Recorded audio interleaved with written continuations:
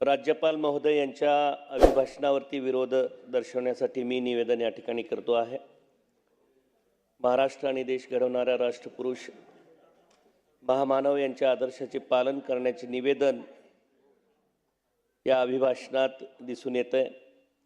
राज्यात सामाजिक सलोखा राखण्यासाठी प्रयत्न तर सोडाच, परंतु सरकारमधील मंत्री पदाधिकारी यांच्याकडून राष्ट्रपुरुषांचा आणि महामानवांचा अपमान झाल्याचे वारंवार दिसून येते। यावर प्रतिबंधात्मक उपाय, कठोर कारवाई करण्यासंदर्भात विचार केल्याचे दिसत नाही। राज्यातील शेतकऱ्यांच्या समृद्धीसाठी 2025 ते 2029 AI कृषी धोरण राबवण्यासंदर्भात चर्चा सुरू आहे। AIचा उपयोग शेतीमध्ये करणे महत्त्वाचे असले तरी शेतकऱ्यांची संपूर्ण कर्जमाफी करणे, आत्महत्याग्रस्त शेतकऱ्यांच्या कुटुंबाचे पुनर्वसन करणे, 2024 ची अतिवृष्टी 2025 मधील अतिवृष्टीचे अनुदान 100% शेतकऱ्यांना मिळालेले नाही।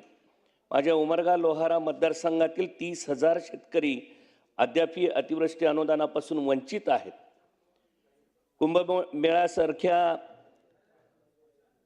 कुंभमेळ्यासाठी 25,000 कोटीची तरतूद या ठिकाणी करण्यात आलेली आहे, परंतु जगाचा पोशिंदा बनवणाऱ्या शेतकऱ्यांच्या प्रश्नांसाठी किंवा त्यांच्या विविध अनुदानांसाठी पैसा या ठिकाणी पुरवला जात नाही, ही खेदाची बाब या ठिकाणी मी नमूद करू इच्छितो। अतिवृष्टीमुळे हजारो हेक्टर शेतामधली माती वाहून गेली, बंधारे वाहून गेले, शेतरस्ते वाहून गेले, जनावरे वाहून गेले। यांच्यावर उपाययोजना करण्यासाठी 32,000 कोटीचं पॅकेज जाहीर केलं होतं, परंतु या पॅकेजपैकी 15,500 कोटी खर्च झाले। उर्वरित निधी खर्च झालेला नाही, तो लवकरात लवकर खर्च करून शेतकऱ्यांना मदत करावी। नोकर भरती, वाढती बेरोजगारी याबाबत नेमक्या कोणत्या उपाययोजना करण्याचे शासनाने ठरवले आहे? शासकीय कार्यालयातील अनेक आस्थापनांवर कंत्राटी तात्पुरत्या स्वरूपामध्ये नेमणुका केलेल्या आहेत, त्यांना कायम करण्याचा विचार केला पाहिजे। आत्ता सध्या आझाद मैदानावर अनेक संघटनांचे आंदोलनं सुरू आहेत। राज्यातील अनेक सहकारी पतसंस्था, मल्टीस्टेट बँका, सहकारी बँका, चिटफंड योजना यांच्यामार्फत ठेवीवरचे आकर्षक व्याजदर देणे, लवकरात लवकर कमी कालावधीत ठेवी दामदुप्पट करून देणे अशी आमिषे दाखवून ग्राहकांची कोट्यावधींची फसवणूक झालेली आहे। अशा आर्थिक गैरव्यवहार, फसवणूक संदर्भामध्ये ठोस उपाययोजना राबवण्यात यावेत। मुख्यमंत्री युवा प्रशिक्षणार्थी योजना फक्त आणि फक्त राज्यातल्या विधानसभा निवडणुका डोळ्यासमोर ठेवून आखलेली होती काय? त्यांचा 11 महिन्याचा कार्यकाल संपून गेला आहे, त्यांना सरकार वाऱ्यावर सोडणार नाही असं सरकारच्या वतीनं नेहमी सांगितलं गेलं आहे। निवडणुकीपूर्वी या योजनातील प्रशिक्षणार्थ्यांना शैक्षणिक पात्रतेनुसार शासकीय सेवेमध्ये सामावून घेण्याचे आश्वासन सरकारनं दिलं होतं, हे आश्वासन पूर्ण केल्याचं दिसत नाही। या प्रशिक्षणार्थ्यांना सरकारने वाऱ्यावर सोडून देऊ नये, यांना नोकऱ्यामध्ये त्यांच्या शैक्षणिक पात्रतेनुसार सामावून घेण्याचा प्रयत्न करावा। अध्यक्ष महोदय, माझी सरकारला विनंती आहे की संगणक परिचालक मानधन 10,000 वर ते काम करत आहेत, त्यांची माफक अपेक्षा आहे। 17,000 नियमितपणे त्यांना मानधन देण्यात यावे। राज्यात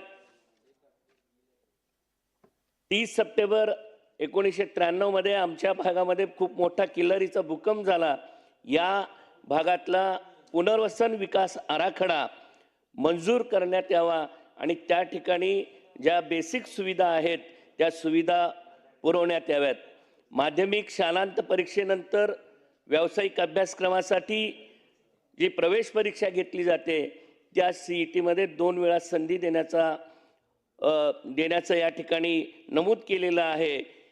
ज्या पद्धतीने इंजिनिअरिंगसाठी ही CET 2दा आयोजित केली जाते, त्याच पद्धतीनं केंद्र सरकारच्या वतीनं जी नीट परीक्षा वैद्यकीय प्रवेशासाठी घेतली जाते ती देखील 2 वेळा करण्याची शिफारस राज्य सरकारनं केंद्राकडे करावी। अगदी 2 मिनिटांमध्ये या ठिकाणी मी संपवणार आहे।